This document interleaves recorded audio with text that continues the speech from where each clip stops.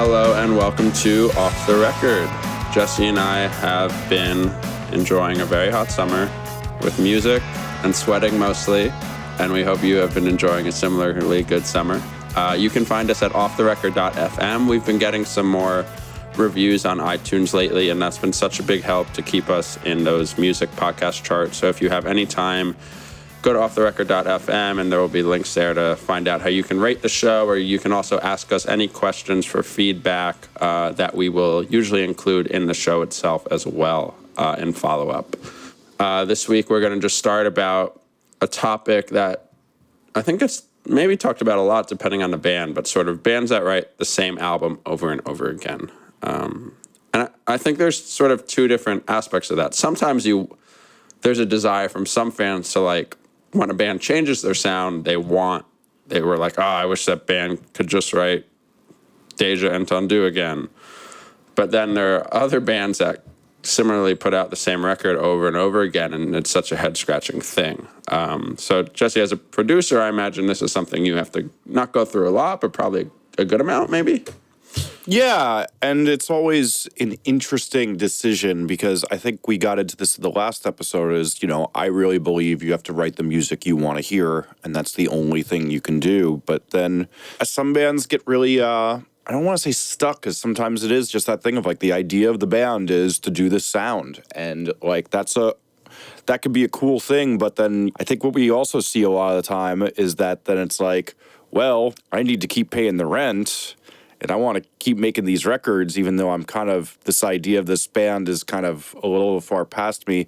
But it can be both good and bad. There's, you and I worked on an episode that will be on in the future, and we saw a lot of times that bands make their best records at album 5, and that could be developing that sound till you hit that point where you've, like, really nailed it and explored how to do something original and interesting with that sound. Yeah, I think it really depends. There are just some bands that seem to be kind of trapped is maybe the wrong word, but there are some bands that just sound like how that band sounds, right? Like there are some bands where before vocals kick in, and it could be a song that I've never heard of, where I'd be like, oh, that's a song by this band. And I don't necessarily know why that is, I guess, as a music fan, but I think that's probably somewhere between just how the band naturally writes, but then also the kind of pedals or whatever they might use, right? Well, I think usually it's in melodic sense. I think one of the biggest things that I don't see discussed, especially in, like, music writing, because so many music writers aren't musicians, the biggest thing I see, and one of the biggest things I try to do in my production, is I try to not mess with the band's melodic sense, because I think that that's really a lot of it, is, like, the way you choose to do chords, what intervals you like to write with, and everything. That's so much of the character of a band, more than so many aspects that get discussed. I think that that's really a lot of what we hear, because, like, there's very few bands that aren't evolving, like, which amps and pedals they're using in the studio, and then maybe they're switching producers on some records. I mean, it's actually funny, two of the bands you listed here, I believe, have used the same producers for pretty much their entire career. I think it is that thing of, like, it's usually just that, like, these people aren't evolving past the same type of melodies that they do over and over and over again. I think, like, one of the most misused things is, so I'd be like, oh, the tempos are the same on this record, and then it's, like, always funny to me because these uneducated music writers don't realize, no, the tempo is actually vary. You just call it that when you think the songs sound the same, which I can't help but laugh at, but, some of the sites I read do that quite often. Yeah, why don't we talk about that producer aspect a little more? So that's a good point. I listed on our show notes, which you can find at offtherecord.fm, I listed The Dangerous Summer and Rise Against as two examples of bands that fans say, at least, kind of write the same album. And as Jesse just mentioned, I'm not totally sure about Rise Against, but Rise Against is pretty much Bill Stevenson their whole entire carear. Got it. I know he did this new one. He did. He certainly did. And so Dangerous Summer have used Paul Levitt each time. And it's kind of funny because I think and Paul Levitt's sake now, I feel like that is the sound a lot of bands go to him for, because they really like that sound. But for The Dangerous Summer, by album 3, it was just kind of stale. Are there a lot of bands that you have worked with more than 3 times for? Oh, yeah. Yeah? I mean, there's some bands I've been working with for 14, 15 years. But with that said, no one can really say, a great example is, how many records I've done with Morning Glory over the years. Mm-hmm. And I don't think anybody would ever say that we're making the same record over and over again. One of those things where, like, the producer, it's not necessarily an equation that the producer is going to impose the same sound. I think some of it's about the ideas. Like, one of the reasons with Morning Glory we don't make the same record over and over again is Ezra comes in with new influences and kind of reinvents himself a little bit each time, and then I have to roll with it to figure out how we make a good version of that. And I think that's some of that's bands needing to do that, and then some of it is a thing with the producer of, like, figuring out how to challenge the band to get to a new and interesting place. Like, a great example, I think, even is, like, kind of what NoFX and Green Day came up with over the years. It's like, NoFX got into doing that thing of, like, they're like, all right, well, this is our sound, but let's do a 9-minute version of it. And a lot of people think, myself included, that when they did The Decline, that's one of the coolest things they ever did. And same thing with, like, Green Day, when they did Jesus of Suburbia. Like, they found a way to make this, like, crazy long punk song actually work really well. Yeah, actually, that's a really good point. So I actually had not listened to The Decline. This is going to be a huge shocker for you, ever, until about maybe a month ago. I think I was on an airplane out west and I was listening to a podcast and someone was just raving about The Decline. And this was like the third time within a month this came up and me hearing it, about it rather. So I was like, I'm going to listen to this. And then I listened to it. I was like, wow, this is really cool. And I think Jesus is a really good example as well by Green Day. And there are definitely examples of that, I think, probably throughout bands where that works well. But so when you're in the studio with a band and are there situations, though, where you have to be like, hey, guys, like, remember that time 2 albums ago where we wrote the same song? Or is that a less frequent thing? There's definitely been times, I have to say, usually, hopefully, during the pre-production phase, it gets done. You have to say, we did this song already. We got to do something to change this up. And usually that's the vocals. As much as I think there's a lot of variables of that the three chords of punk that, a lot of people are like, oh, it's so simple, it's just 3 chords. It's not really the truth. There's a real infinite amount of variables of what you can do with those 3 chords. And not that it also has to just be 3 chords, but, like, usually it comes down to a stagnancy in the lyrical themes or the vocal melodies that really, like, ring true of, like, what it's going to be. I mean, I think in, like, a matter of, like, 3.5 years, I did 75 songs with Man Overboard or something crazy like that. Right. I don't think any of those were repetitive. God, you have not been to Absolute Punk, man. Oh, yeah, well, I mean, whatever. Those virgins can say whatever they want. There was a constant consciousness when we were making those records of how we evolved the sound. And, like, I mean, particularly Wayne in that band would really push for something new to be done. Whether it was even, like, I think by the time we got to even Real Talk, and I still did a bunch more stuff with them after that, like, it was, like, the thing of, like, we started, like, doing the subtle little keyboard things here and there and, like, really figuring out how we, like, like, I remember, like, one of the big tricks is, like, we were setting a lot of the keyboards through the guitar amp. To kind of get it to be like, is that a keyboard? Is that a guitar? And just doing, like, really, really fine things to just keep upping their sound and, like, trying to figure out how we get things in there. Yeah, that's interesting. And then on the self-titled record, we started doing a lot more of the background vocals being doubled. So there's lots of, not tricks, but just slight variations that keep things fresh, I guess, right? Yeah. And but there's a lot of me that, as a music fan, so I think of, like, Lifetime, who's one of my favorite groups of all time, and they did almost all their stuff with Steve Evans. There was a thing for me where if they had spit out 3 more Jersey's Best Dancers instead of breaking up the first time, I would have been stoked. They could have just kept going with that sound. And when they did do the comeback record, I mean, obviously, I was a part of some of that, too. Trust me when I say, like, when I got to produce that first 7-inch when Lifetime came back, I was really stoked that it sounded just like old Lifetime. I was also really stoked that I wasn't going to have my name associated with one of my favorite bands of all time writing a terrible record. But fair. I think the music fan aspect is interesting because music fans are kind of just shitty in the sense that, like, yeah, You were stoked that the new Lifetime sounded like the old Lifetime, right? And I would be. Maybe this is a good example. So when Brand New released Daisy, I had, it was like 3 or 4 years after The Devil and God had came out. That album had kind of come to like change my life in the sense of what kind of music I was listening to. And because I had listened to that album so many times, I expected track 3 to sound like Jesus. And I expected like track 5 to sound like Limousine. Like, I think just because these songs were so engraved to me and that like this is what Brand New was. So when Daisy came out, like there's a song on it called You Stole, and that's kind of like a slower, not like a ballad or anything, but kind of like Jesus is that same kind of thing. We're spacious. Yes, yeah. And so I was like, is this the Jesus of this record? Like, why doesn't it? Like, I was trying to make comparisons to the last record to be like, well, how does this song work when you compare it to that? And I was like, and it took me a while actually because I was so engraved in that sound to be like, oh wait, I just need to think of them as two separate things, right? And then only then really could I like truly digest and really enjoy the record because I wasn't thinking about like, but this song sounds different.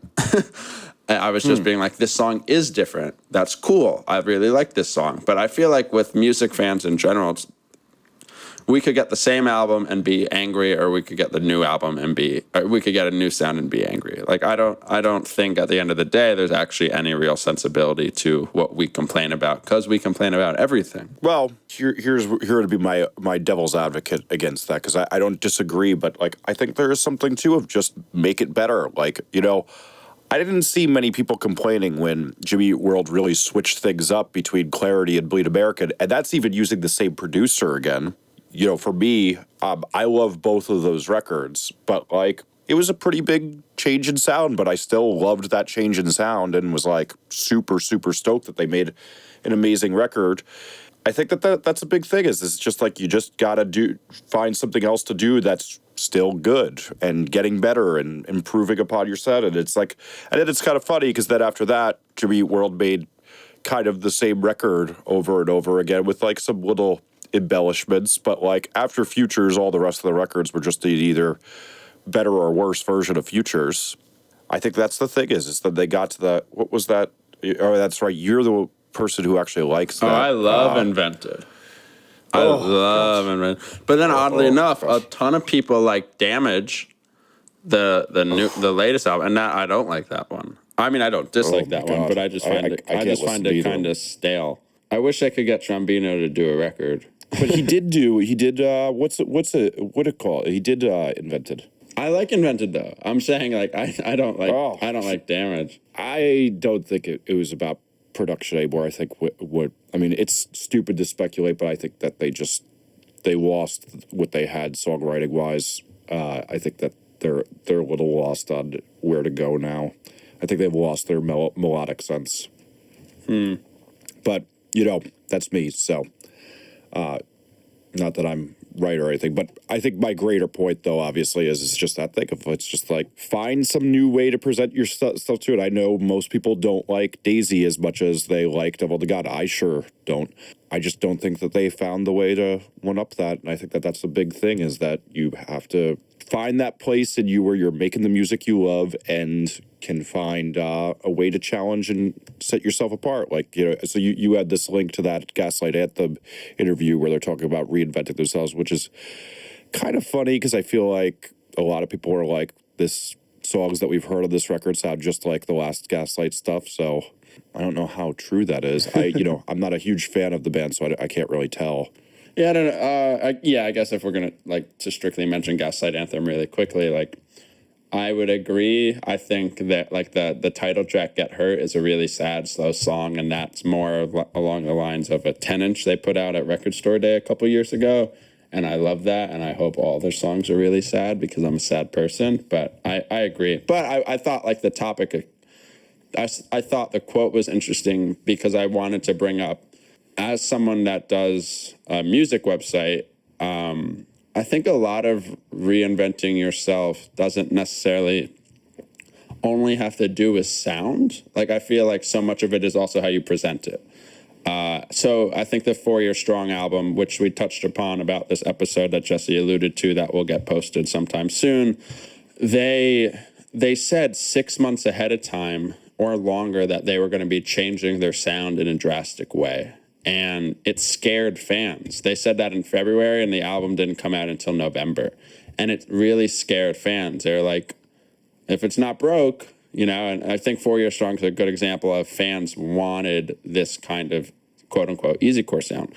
So, but however, I have no idea what would have happened if 4 Year Strong released in some way, shape, or form without 8 months out teasing that there's going to be this major shift in sound, and then all of their fans kind of had a major backlash against them. And I think even in a managerial role too, I would never want to be telling my fans that love my band because they sound in this way that we're going to be changing everything and it's going to sound like Foo Fighters when my fans are 16 to 24-year-olds and they want to run around Warped Tour.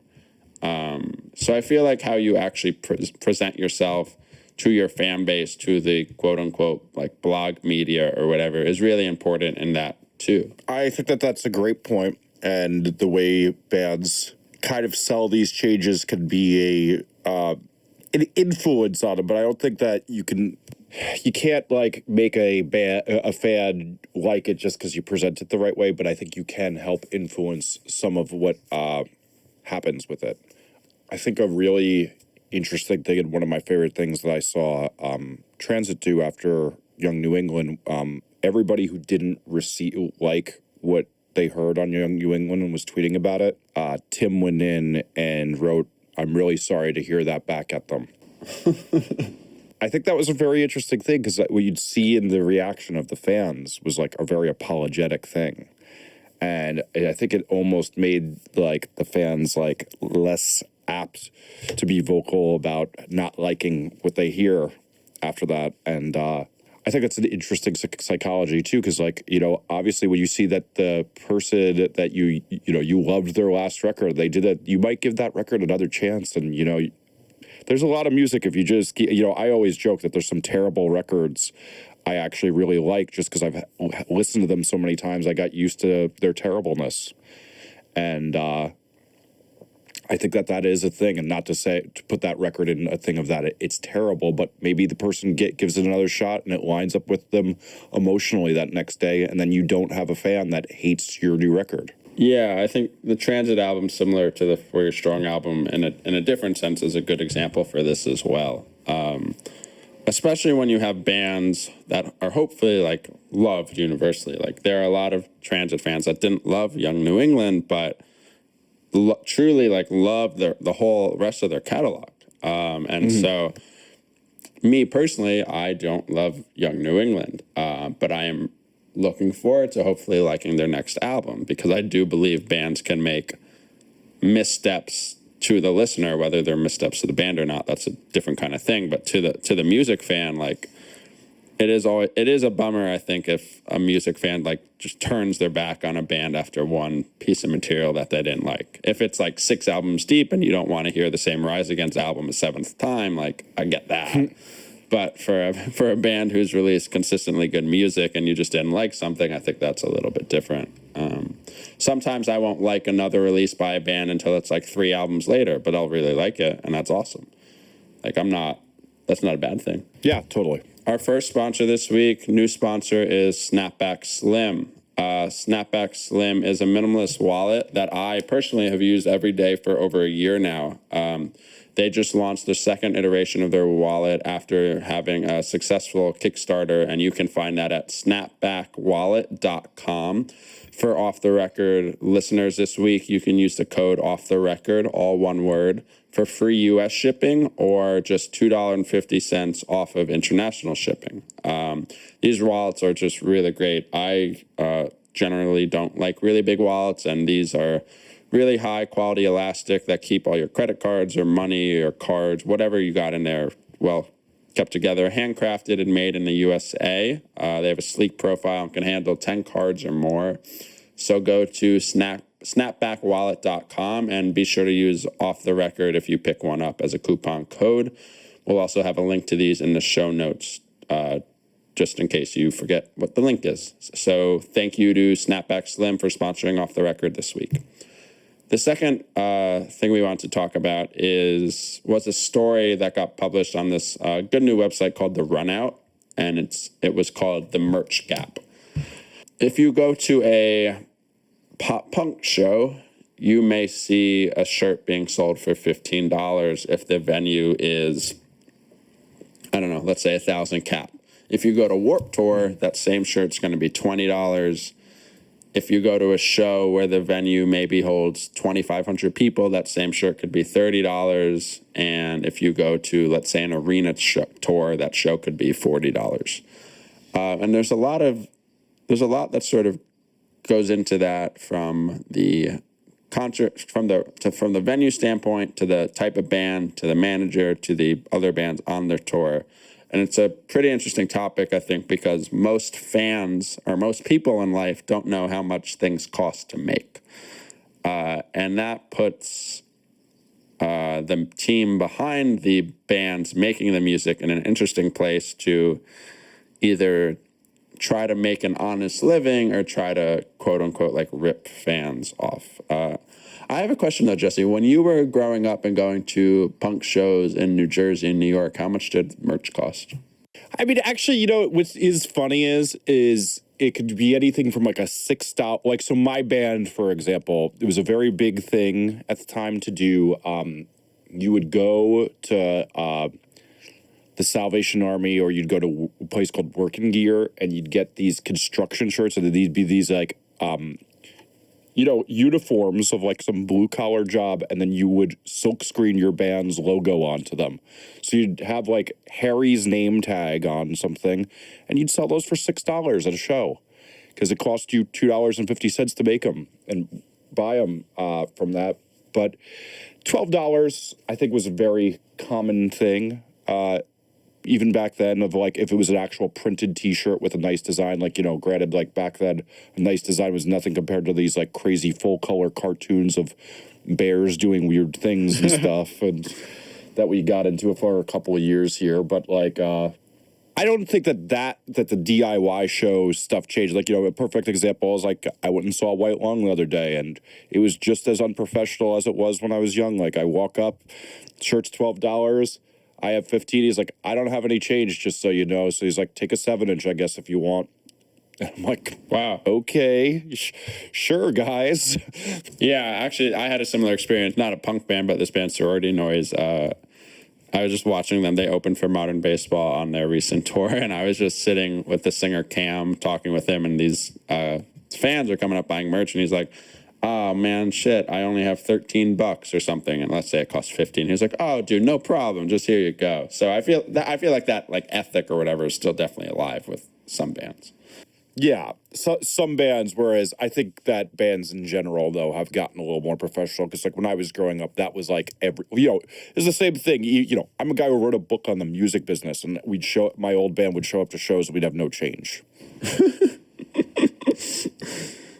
I'm not the man I used to be at 18 years old. It's just really, really just a shame. I am the same person. Yeah, that's the difference between 3 years and double my age. So $12 though, maybe, right? That would be a fair thing. And so today I think the average is probably around 15. And what I want to get into a little bit is it's a similar thing for vinyl. Like when I know how much this stuff costs. So to fill in for someone that might not know, if you want to order 50 or 100 t-shirts, not like 10 colors on them, but let's say 1 to 5 colors or so, and it's not like a super, super high quality t-shirt, but somewhere between Gildan and American Apparel, you can get 50 to 100 t-shirts for $5 to $6 max. That's just how much they cost. And so that means when a band sells a shirt, they're hopeful profit minus the cost of shipping or whatever they might have needed to pick up those shirts was about double or 2.5 times the cost. So that's great. That's kind of normal business. That's a really good profit margin. Similar to vinyl, if you order 1,000 records, it's probably $5 to $6.50 per unit. So if you have a band selling or a record or a label selling a 12-inch record for $12 to $15, it's kind of in a lot of ways similar to a t-shirt. But it's when I see a label selling an unlicensed record, meaning they own the rights to a record for $25 and it's a single LP, that kind of infuriates me a little while because I know they just made $20 of profit on that. But with t-shirts, so Man Overboard's actually an interesting band in that sense. On Warped Tour, they were the only band last year that sold their t-shirts for $15 while everyone else sold them for $12. I'm sorry, not 12. That sounds bad. When everyone else sold their t-shirts for $20, Man Overboard stuck to 15. And 15 is sort of 20 and 15 are certainly like very acceptable for shows, but then there gets into a whole thing about, well, some bands are selling their stuff for 30, or you might go to a venue and these shirts are getting to 35 or 40. Jesse, do you want to explain price matching at all? Yeah, so a lot of contracts on tours, for example, will say that you have to, let's say there's 3 openers for this big band. The big band that started the tour, the headliner, will say, you have to sell your merch. You can't sell your merch for cheaper than me. That'll be in sometimes your contract, your conditions. Not every tour, but a lot of, but whenever it wasn't the case, when I was managing Man Overboard, we kind of came up with the policy to always undercut the other bands and sell for a little cheap because we'll sell more and we'll make up that profit. And, the other thing about merch we have to always remember is this is somebody who's a walking advertisement for your band. So getting more of it out there just creates more sales. Kind of making sure that you get that sale, you get that walking advertisement. It's way more important to sell more than get every dollar you can from the one person, because the more people you can get that shirt on, the more your music's going to spread. There's going to be more people who want to wear your shirt. Right. And and so with price matching, like, it's a tricky thing because on the one hand I get it, but also it kind of just sucks for those smaller bands, especially when they might only be getting $100 guarantee a night, and a potential new fan might not want to buy their shirt for $25, but probably would have if they could have sold it for 15. And that same kind of thing translates at scale to bigger venues as well. If a band is lucky enough to play a very, very large venue, meaning they have a large fan base and are growing rapidly, like let's say a Best Buy Theater in New York, that they might not be selling the merch for themselves. There might be a merch seller at the venue. Is there a proper term for that? Yeah, I mean, well, we should say this, that somebody who's employed by the venue to sell it instead of you bringing your merch person on tour. Right. The venue will supply you with one because they want to make sure you're not undercutting them and selling that. So like Roseland Ballroom, which just closed in New York, was a prime example of that, is that usually they'd make somebody else, one of the employees of Roseland, sell the merch for you.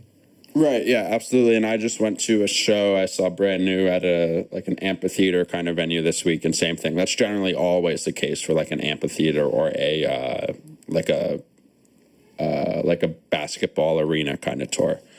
And so also important to note that venues will often take merch cuts. And a lot of bands try to cheat merch cuts, which is good for the bands and good for everyone involving the band. But if you have a merch seller employed by the venue, they know what your count in and count out numbers of merch will be. So that might mean you count in 100 shirts.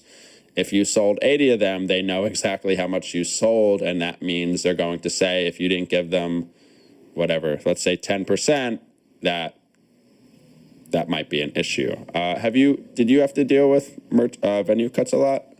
That's kind of like an interesting topic. Knuckle Pucker's sort of just going through that for the first time since they just sort of did their first real tour with Man Overboard, and it was just kind of funny to talk through it with them and then be like, but what do you mean? Is it okay to lie? Yeah, I mean, there's part of me that has a lot of resentment for this practice, and I think that that's the thing is anytime there's resentment for like a law or a policy, you're going to get cheating, and like I think it's just a thing of like it's so. I mean, it's sadly necessary because these venues have trouble staying in business. On the one hand, and they do need this money in order to keep paying the insanely high insurance rates that that venues have to pay these days, but. At the same time, too, it's just like, well, you know, who else is poor? Musicians. And it gets into a really interesting thing. But yeah, there's ways to cheat it. I think that there's, you know, the other thing, too, is while there's ways to cheat it, when you have a half-retarded merch guy, there's ways that you get cheated. Like if your merch guy is not really, or a girl, whatever, I shouldn't be gender specific, but you know, if they're not really good at doing this, you know, and they mess up counts all the time, like you're paying money you shouldn't have to pay to a venue. Yes, yeah, and it's a tricky thing, and these are things like I would imagine like most general listeners might not know, but when you actually are in a touring band and you're playing more than sort of basement shows or small shitty venues, and you do have to do things like count in your merch and you know, keep a record of exactly what you sold, and you might want to have how much that product sold and what kind of the profit margin is on that. And then a venue cut may be anywhere from 10 to 20% or less or more. And then there's always a conversation of like, if the venue needs $400 technically because you sold that much, let's only give them $50, and that happens all the time. And Warped Tour, that happens on Warped Tour all the time too, which is pretty interesting as well, because Kevin Lyman is usually pretty good about that, and that's really cool because he understands everyone's just trying to make their money, and he's probably going to look out more for the bands and the venues that they're playing at. But I don't know. I just think it's a really interesting topic to bring people that don't need the knowledge of that into, especially when you sort of get into like punk ethics versus like metal ethics or whatever. You know, a Black Veil Bride fan may have no problem paying $30 for a shirt, and that's not like anything against them. That's great for the band, but I think just because of the ethics and the morals, like there's no way a boy or girl the same age of the Black Veil Brides fan is going to be stoked to pay $30 for like a Knuckle Puck shirt, and it's a really interesting thing. I think that's always been there though too. Is that you know just in general. I mean, I you know it's funny though because if like you get into the metal scene like you know like around like the black metal scene of like St. Vitus in Brooklyn, it is very similar to the punk ethic and like that you know you got to keep that merch price reasonable, but like when you get into commercial metal it's just like yeah, especially when you're selling to teenagers and you get into like the rise core thing and all that stuff, it's just like it's so you know it's take them for all that you can take them for kind of type of thing. And I think that's also a thing of that those consumers aren't as you know, while I may be disappointed at your generation of punk's materialism compared to mine, the generation before mine was disappointed in ours. I think it's just a thing of like when you're selling to a more savvy scene of people who revolt against materialism, you have to sell for a cheaper amount of money. I really love the term commercial metal. I don't know that I've ever heard that before. I don't know how many people say it outside of me, but I definitely say it a good amount. Yeah, that's a good one. That is a good one. It's something I don't want to hear. Yeah, and so the whole article is really worth a read, and that'll be in the show notes. You know what we didn't touch on that I thought you mentioned very quickly too is like, you know, keeping track of what sells of your merch and what's not selling is such an interesting thing. Like, you know, like a lot of what really helped us with Man Overboard is like Justin and I were like ruthless in like figuring out correlations between like what was working merch wise. Like, you know, even just figuring out at one point that like gray t-shirts were working really, really, really well for us, and putting more designs on gray helped us sell way more merch. And we would just sit and look at our sales data from the website and from tours and figure things out like that. And just try to find the correlation of like what matches up with like what's selling well. And that's tough. Like, it's really tough. We're just sort of going through this with Knucklepuck now because the band is, gratefully growing, and we're having trouble sort of getting enough designers to make new and interesting merch so we can keep selling merch, hopefully. And it's so hard to see. There's typically such a difference between what some band members would like to sell and how none of those shirts might sell at all. Like the drummer of Knucklepuck, like he hates all the merch we do, and because he's like, he likes hardcore music, he likes punk music, and that's not really the kind of merch we can sell to our fan base. That doesn't mean we need to sell like neon-y, gimmicky shit, but it's like there's still a difference, and it's so hard to cater to your audience, rightfully so, but still make merch that you like and hope it sells, instead of making continually maybe merch that you find aesthetically pleasing that isn't going to sell to your band's fan base at all. And those are like actually tough decisions because the band has to see that on tour every day. Yeah, and even finding the correlations of that stuff, it's like, it's a really tough one to do in some senses too, because it's like, you're seeing a lot of gray shirts get sold, but for all it's really about that design or whatever. And even like, sizes is a little easier to do, is that you just start to see like, I should be ordering more medium than anything else because medium sells the best and small sells the best. But then if you're like, it's real, like, I can remember like, like when there was more dates in the Midwest, though, all of a sudden the sizes kind of went up that we had to order because the Midwest just isn't as skinny as the Northeast. And yep, it's just one of those things. And like, you start to see those things, you start to learn what to order, and learning what to order is a big deal on, keeping that profit margin in a good place. It's tough though to find that, like, especially like in a design correlation, is like, you like, let's say you're doing one of those lyric t-shirts and you're like, oh, well, that one worked well for us. But what you don't realize is it was just that particular lyric was one of the lyrics people liked more. And the new one that you printed, everybody's not as into that lyric as it was the other one. And then all of a sudden you're not selling as many of that. It's just like a mind warp, because you're playing like a system. It's like the stock. It's not like the stock market, but it is, in the sense that like there's really no true rhyme or reason. It's just personal. Like, you can't predict what every one of your fans will like. It's too many variables to be empirically predictive. And what really sucks is that, guess what? You got to order 400 shirts to take on tour or something, or maybe not 400, but like if you're ordering 100 shirts, like that's going to be $500 or $600 plus the cost of design, and then you may not sell like any of them. And it's such a hard thing. And this, we only did a very small quantity of this for Knucklepuck, but we made a Waffle House like ripoff shirt, and only people in the South buy it because no one else knows what Waffle House is. And that's just like, that's a clear variable, but we didn't necessarily think it all the way through. At the same time, we only made like 50 shirts, so no big deal. We've sold them. But there's just another good example of like, you really got to think about what you're doing when you're making and printing merch. And sometimes it's awesome, but again, like, it is all about that lyric stuff too. That's a good example. Like, this lyric might hit me hard. I am a 21-year-old white male in Philadelphia, and I go to college. Like, but I don't know if it's going to hit a 17-year-old girl or guy hard, or a 26-year-old dude, whatever. Like, there's just so many variables, and God knows what kind of merch you like, Jesse, now.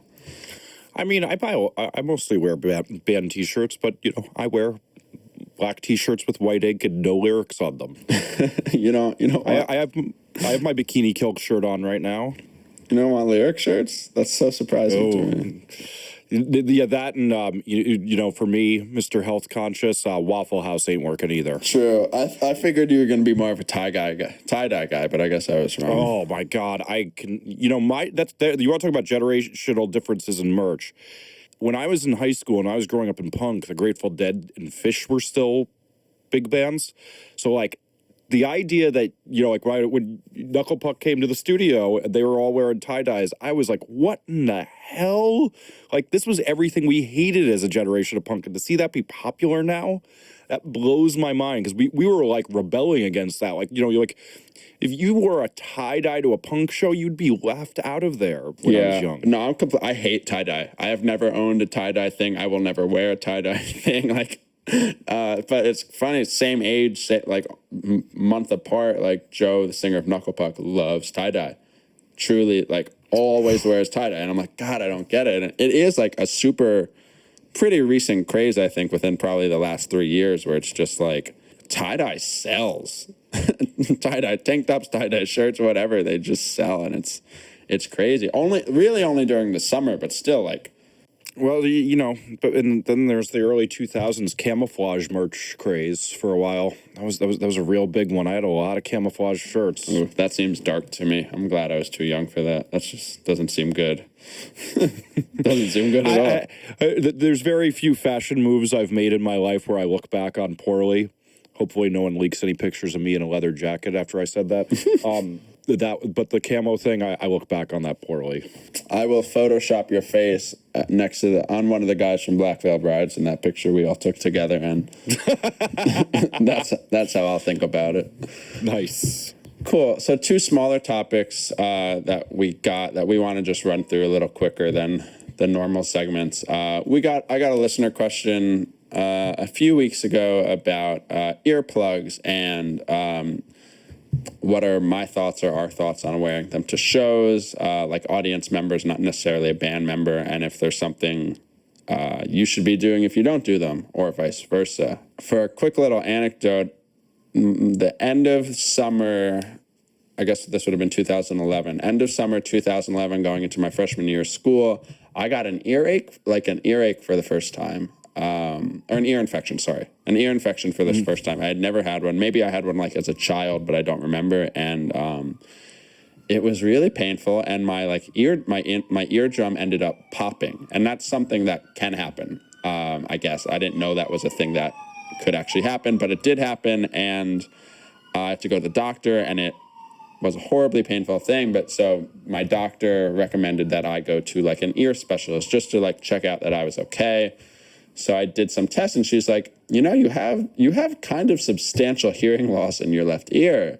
Do you play music at all, or are you involved in music at all? I was like, well, I play guitar. I go to a lot of shows. And she's like, how many shows a year? And she's like, what do you mean, like 5 or 10? I was like, no, like 60 minimum probably a year. And like, I could just see her eyes like pop out of her head and suddenly be very concerned. And she's like, just so you know, there are different decibel levels of sound. The high decibels that you hear at a show, meaning how loud the music is, ears should technically only be exposed to that for 15 minutes before they are at risk of hearing loss. I was like, oh, that's cool. I've only been to like 200 shows. I'm going to be deaf soon. And so from that day on, I got molded for like in-ears, which are the kind of, I guess, earplugs that a lot of musicians wear on stage. And I wear them to almost every show I remember to take them to now. Jesse, you are a producer. Your ears are more important to yours than mine. Yeah, you want to know the funny thing? I don't wear earplugs, and I'll tell you why. Is earplugs push the wax in, and what I learned about myself is I have a weird-shaped ear canal where it kind of takes a dive. So me pushing earplugs in makes it so that I push the wax down, and then that wax is impossible to get taken out unless I go into an ear doctor and get my ears vacuumed, which I've had to do a couple times now. Which is like, also to say this, getting your ears vacuumed, while it's $100 some odd if you don't have insurance, or $15 if you do, it takes about 4 minutes. You walk right in and out of there, and there's no pain at all. But because I have to work every day, and so much of my job is as a mastering engineer, I have to have my ears consistent good every day. When I go to most shows, I stand in the back and I put my fingers over my ears. And while I may look like a dork, The ladies don't seem to mind too much, though. But while I may look like a dork, it keeps me hearing well. With that said, I will oftentimes buy a pair of earplugs at a show, and then I won't put them in my ears very far, just enough, but I'll put them on, and I will stay as far back as I can to not damage my ears.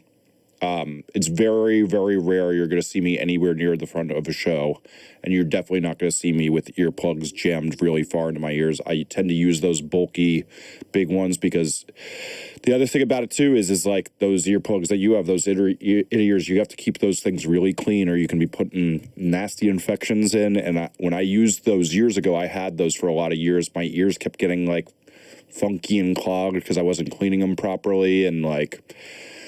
This is a really delicate thing that is really, really, really important for me. Even today, I didn't sleep much last night, and so like I can kind of tell my hearing's not like where it should be today. But thankfully, I'm just tracking some piano and vocals, and I don't have to get the sounds really that much since we're just going to replace the sounds of the piano later. So.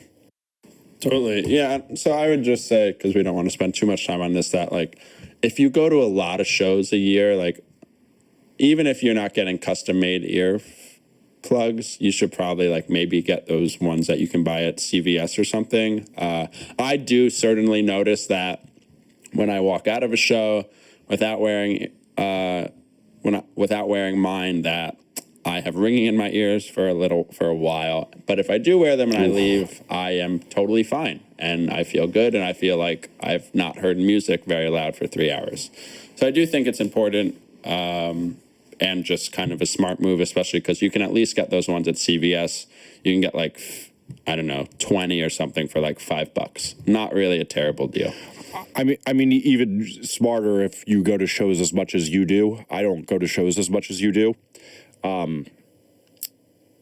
Even smarter to do is go on Amazon and buy one of those 100 packs and get a dispenser for your room. That's what I did all in my early life before I was like a record producer every day. Like I worked in 2 different clubs, 3 to 4 nights a week growing up, and that's what I would do. And I was the sound guy too, and the concert promoter, and I'd still wear the earplugs because there's no way, especially if I had to go on stage and move a snare drum mic and put my ear next to the hi-hat. If you're in a band especially, you need to figure something out because you're going to go deaf if you're in a small room and you're practicing all the time. It's insane to me how many bands I see that don't wear anything, and I'm just like, that's wild. There's so many. I feel like way more don't than do, and it's like I get very concerned for them. I agree. Very concerned for them because it's just, they do that 100 times a year or more, and it's just like and that on top of not counting practicing and recording and blah blah blah. It's like that sucks for you in 10 years. Well, Zach, you know what we should do? We should open a hearing aid business. That'd be okay. You ready for another business? Yeah, I was thinking about as long as it's a cool email address, or I don't have to get a new email address, that would be great. I got a lot of email addresses right now. Too many. Nice. So our last quick topic, and this is kind of like a fun one, is just sort of vinyl habits, and there's just really like 3 things we can go down the list. Do you budget yourself, or do you just buy vinyl? My rule is if it's a record that I feel is a classic record, and a record that has stood some test of time for me, then I'm allowed to buy it whenever I see it. So a perfect example is like, I could be walking down the streets of the city with like, a girl I'm dating or whatever, and like I will walk by a stand and I go, oh, hey, look, they have Primal Scream Exterminator and it's $7. Sure. I walk right up and buy it right the second I see it there. But for me, my vinyl buying habit, a lot of it now comes down to eBay of me. So particularly lately, I've been trying to buy a lot of the records I've done on vinyl because Mike, my partner in the studio, keeps telling me that we have to have a nice wall of all the vinyl. And so, like, I keep sending you stuff, man.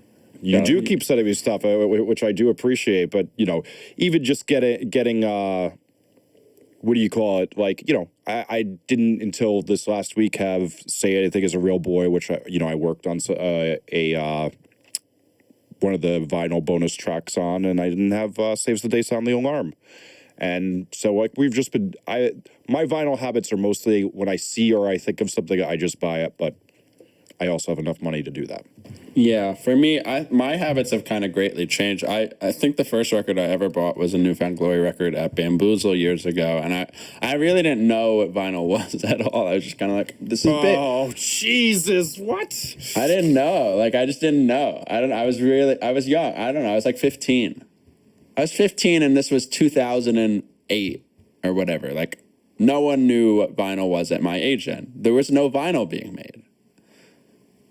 Think about it. That's a fair thing.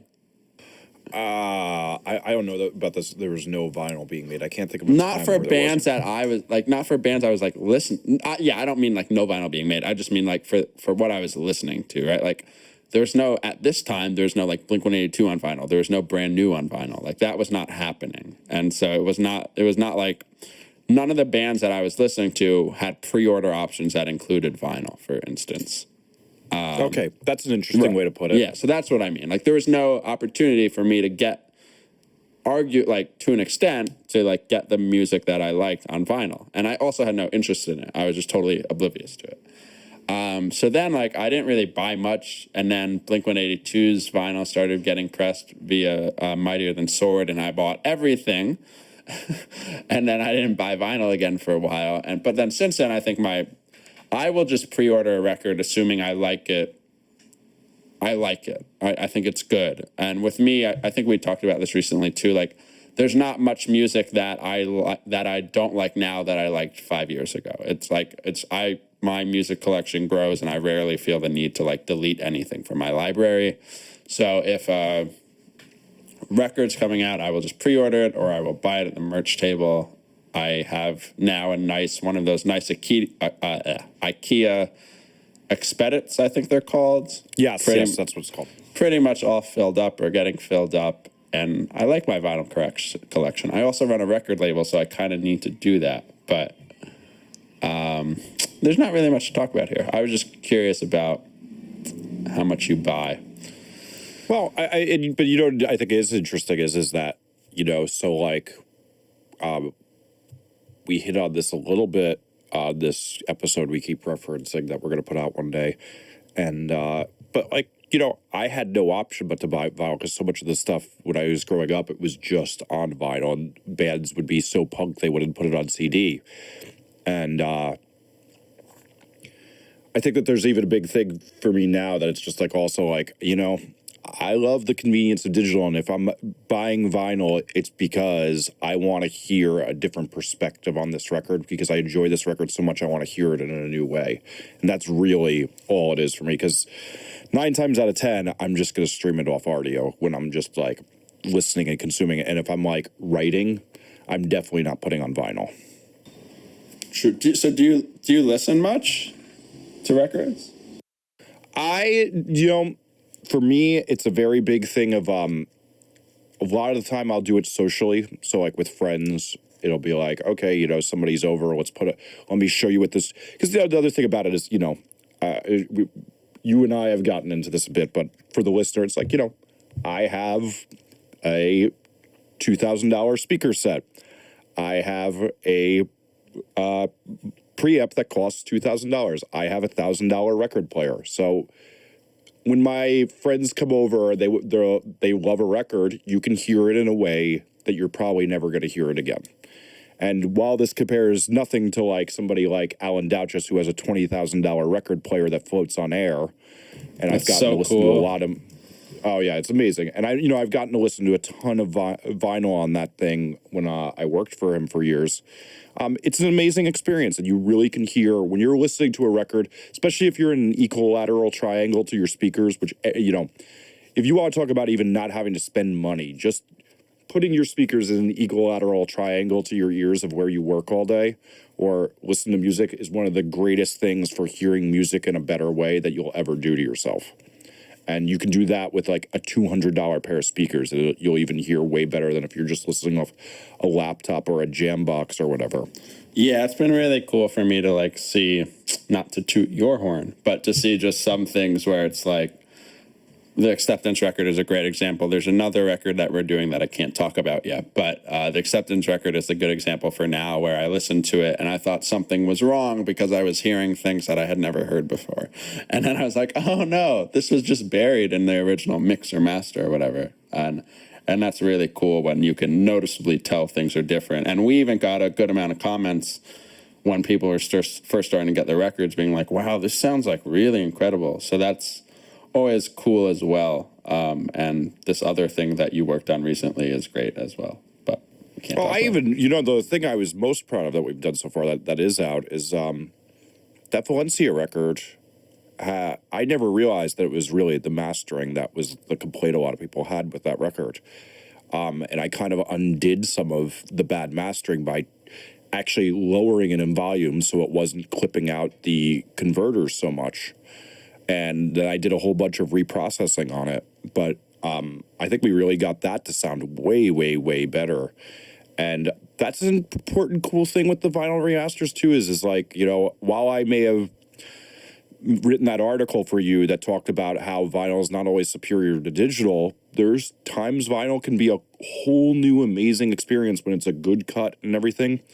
There's even a thing that I thought was really interesting that I've just been learning recently. So I've been doing a ton of vinyl archiving work lately. And it's amazing to see how many times the vinyl mastering engineer was just, particularly with older stuff, they were just smoking the rocks that day and the stereo spectrum is off on the vinyl. So that the left side or the right side is not fully balanced and you're not getting all the stuff in the center the way you should. And I've been like having to readjust that on a bunch of these, I've been doing a lot of records that people can't find the masters for and transferring the vinyl down just so that there's something that could exist of this for archives for a few labels.